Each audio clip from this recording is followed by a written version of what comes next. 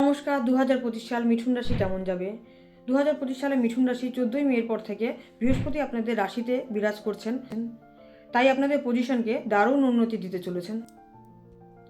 শনিদেব দশমে বসে আপনাদের চাকরি ও বিজনেসে দারুণভাবে উন্নতি করতে চলেছেন বা দিতে চলেছেন।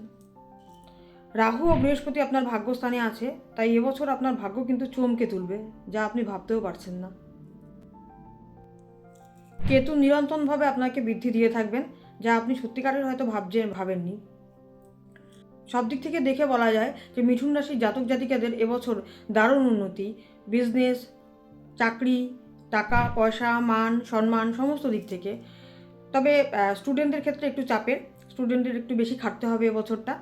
স্বাস্থ্য মোটামুটি আপনাদের ভালোই থাকবে, প্রেম ভালোবাসা ভালোই থাকবে, সাংসারিক জীবন মোটামুটি ভালোই কাটবে।